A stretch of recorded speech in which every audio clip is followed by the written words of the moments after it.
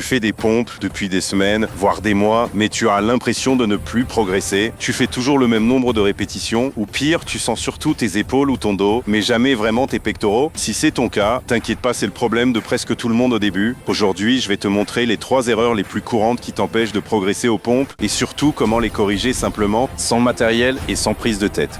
La première erreur, c'est de placer les mains trop loin ou trop hautes. Beaucoup de gens mettent leurs mains au niveau de la tête ou bien trop écartées, pensant que ça travaille mieux les pectoraux. En réalité, ça déplace tout le poids vers les épaules et ça t'empêche de bien descendre. Le bon placement, c'est simple, tes mains doivent être légèrement plus larges que tes épaules et alignées avec ta poitrine, pas avec ton visage. Et c'est juste ça, et tu verras tout de suite la différence dans la sensation des muscles qui travaillent. La deuxième erreur, c'est le bassin qui tombe ou qui monte pendant le mouvement. C'est ce qu'on appelle souvent le dos en banane ou la pyramide. Si ton corps n'est pas droit, tu perds la tension dans le tronc et tu rends l'exercice moins efficace. La correction, elle est toute simple. Imagine que ton corps forme une planche droite, de la tête jusqu'au talon.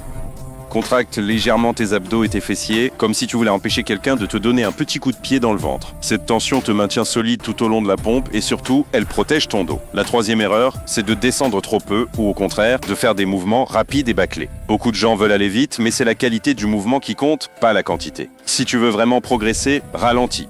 Descends jusqu'à ce que ta poitrine approche du sol, garde les coudes proches du corps à environ 45 degrés, marque une petite pause, puis pousse fort en expirant. Ce simple contrôle rend l'exercice 2 fois plus efficace et t'aide à mieux sentir tes pectoraux, tes triceps et ton tronc. Tu vois, pas besoin d'avoir un coach personnel ou un programme compliqué. Juste en corrigeant ces 3 détails, la position des mains, l'alignement du corps et la maîtrise du mouvement, tu peux transformer tes pompes et relancer ta progression dès ta prochaine séance. Et voici un petit bonus. Si tu veux vraiment t'assurer d'une bonne exécution, filme-toi de profil pendant que tu fais quelques pompes. Regarde si ton corps reste droit et si tes mains sont bien placées. En te regardant, tu apprendras plus vite et tu comprendras mieux comment ton corps bouge. Les pompes, c'est un exercice simple mais pas facile.